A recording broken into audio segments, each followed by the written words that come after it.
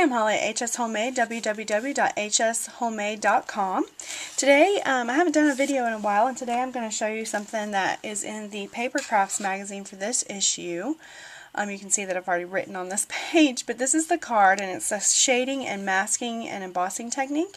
Really quick, really simple, and I made several little cards with different sentiments that turned out great in different colors. Here's the blue one. Sorry, I don't know if you can see that shading as well. Here's the red one. That one shows up a little bit better. You can see that. This is a green one with a thank you sentiment in the middle. And this one is hello, and I used 3 different colors on this one. Just kind of a rainbow effect. So I'm going to show you guys how to do that quickly. I was typing out my blog post for today, and I was trying to type out the directions, which was very hard and confusing, it seemed to me. So I'm just going to show you guys real quick how to do the masking, and quick and easy way to do it. So here we go.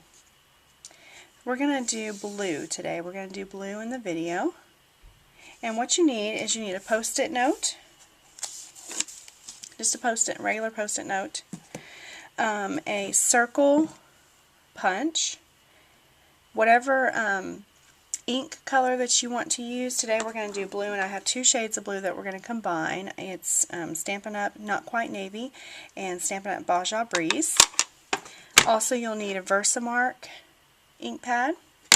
You'll also need a heating tool and whatever sentiment that you want to use, and some sponge daubers. Okay? So let's get started. First of all, you're going to take the post-it note, and you are going to punch the circle out of the post-it note. My circle punch is kind of old, and so I use a piece of cardstock when it's just real thin paper. It just cuts a lot easier. So you're just going to cut that out. Okay, just punch that out. So you've got this, and you've got your negative piece. Okay, and I'm going to use the 2 different colors so you can see the difference. Okay, so you have your negative. Well, I guess you have your negative and your punched out piece. So just set those to the side. You need a white card base. You're going to go ahead and fold it over. Okay, and you're going to decide where you want your piece, your circle, in the middle of your card. So I'm just going to put it up towards the top of the card. This is going to be the top. I'm going to put it up towards the top in the middle here, as close as I can get it. Then I'm going to hold that still, and I'm going to place this post-it note right over that punched out piece, so that you have your negative exactly on there where you want your circle to be. So you take your circle out. Now, if you're like me, you're going to want some other post-it notes on the side so that you don't get ink all over your card base, because this will be your card base. You do not want to get any extra ink anywhere else. So I just kind of take it and put the post-it notes around so you can mask that whole area. Okay, and protect that whole area. I'm going to turn it sideways so that I can get to it a little bit easier. Just put that down.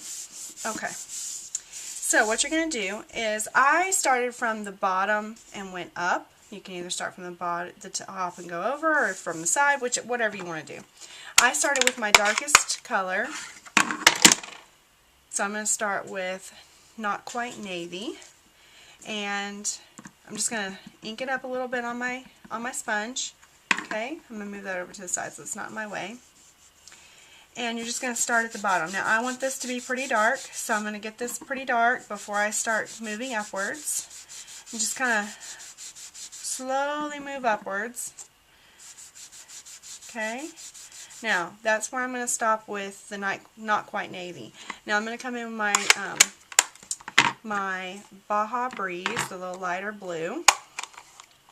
And I'm going to start from the top this time and come down and just kind of mingle that in there. I'm going to wipe that off just a little bit. You just do it a little bit lighter.